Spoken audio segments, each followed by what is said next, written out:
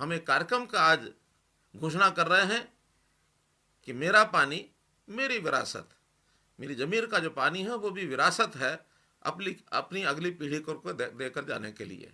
तो इस योजना के अंतर्गत एक योजना बनाई गई है किसानों के लिए कि हम इस सीज़न में जो धान बोने वाले किसान हैं, हरियाणा के कुछ क्षेत्र में जहाँ पानी की गहराई बहुत ज़्यादा हो गई है, धान न बोएं। धान न बोने की अपील ये करने के लिए आपके सामने मैं आज आया हूँ और इसके लिए एक योजना बनाई गई है। इस योजना का मैं आपके सामने विस्तार से बताना चाहता हूँ। उसमें ऐसे हमने पहले चरण में हरियाणा के वो ब्लॉक छांटे हैं जहाँ पानी की गहराई 40 मीटर से ज़्यादा हो गई है, और उसमें ऐसे 19 ब्लॉक आते हैं हरियाणा के जहाँ 40 मीटर से ज़्यादा की गहराई है, लेकिन 11 ब्लॉक ऐसे हैं जिसमें धान नहीं होता है। सामान्यतया दक्षिण हरियाणा के वो ब्लॉक हैं। 8 ब्लॉक ऐसे हैं जहाँ पानी 40 मीटर से ज़्यादा गहरा है और धान की वहाँ बिजाई होती है।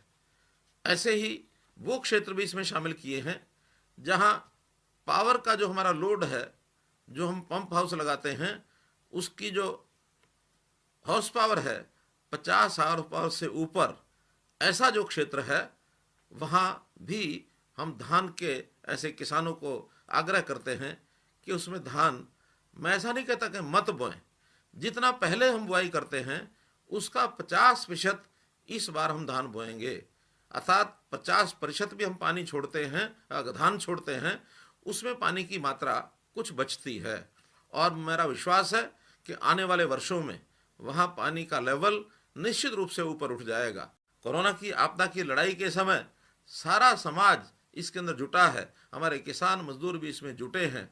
एक जो बात मुझे आपसे ध्यान करानी है, खास करके किसान भाइयों से, हम लोग इस कोरोना के आपदा के समय अगर ध्यान करेंगे तो इस समय पूरी सेवाएं, चाहे बड़ी बड़ी सेवाएं हैं चाहे छोटी सेवाएं हैं, वो प्राय उनका रोजगार लोगों का समाप्त हो गया है।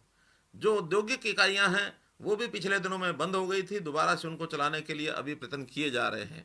और उन दोनों के मुकाबले में यदि हमारा कृषि क्षेत्र, हमारा किसान बंधु है, अपेक्षाकृत सुरक्षित है, और इस सुरक्षा के कारण से हमारे ऊपर एक बहुत बड़ी जिम्मेवारी आती है कि हम सारे समाज को, पूरे प्रदेश को आगे बढ़ाने में अपना सहयोग करें, सबको साथ लेकर के चलें।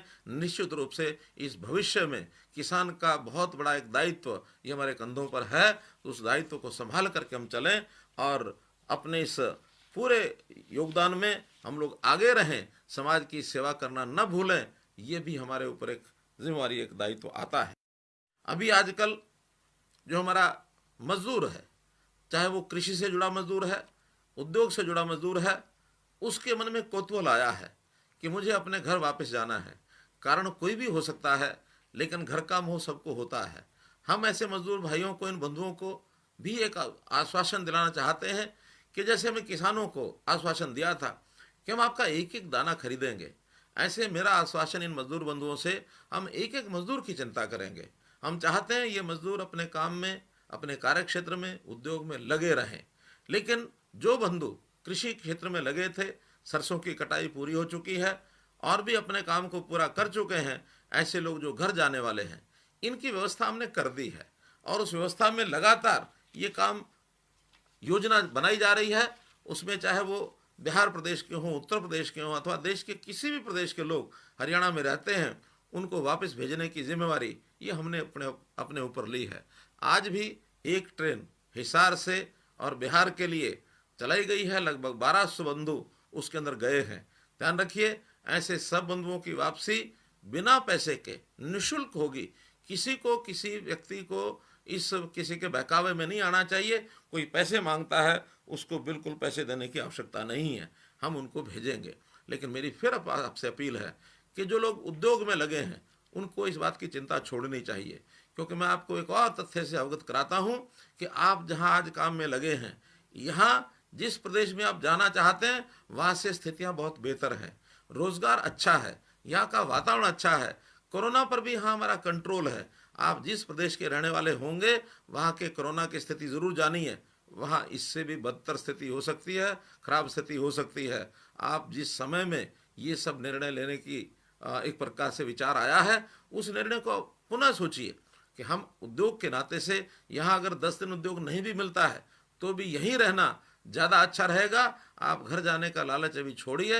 एक कुछ समय के बाद यदि बाकी मजदूरों की स्थिति ठीक होती है तो आपको भी घर जाने के लिए योजनाएं सब बनाएंगे, लेकिन जितने लोग कम जाएंगे उतना आपका भी लाभ होगा और उतना प्रदेश का भी लाभ होगा। ये संक्रमण के काल में अपने स्थान पर रहना यही बचाव का हमारा एक समय है, इसका ज़रूर हम लोग ध्यान रखें। एक अन्य विषय जो आजकल पिछली बार भी मैंने कहा था, प्रोक्योरमेंट है। उस प्रोक्योरमेंट में बहुत अच्छा काम पूरे क्षेत्र में चल रहा है। 1800 गेहूं की मंडियां और लगभग 200 से ऊपर सरसों की मंडियां, उनमें सफलतापूर्वक प्रोक्योरमेंट हो रही है।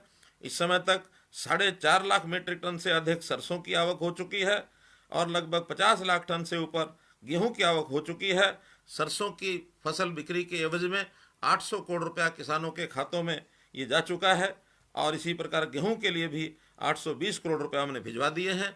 ये राशि रिलीज हो गई है, बहुत जल्दी 1 या 2 दिन के अंदर किसानों के खातों में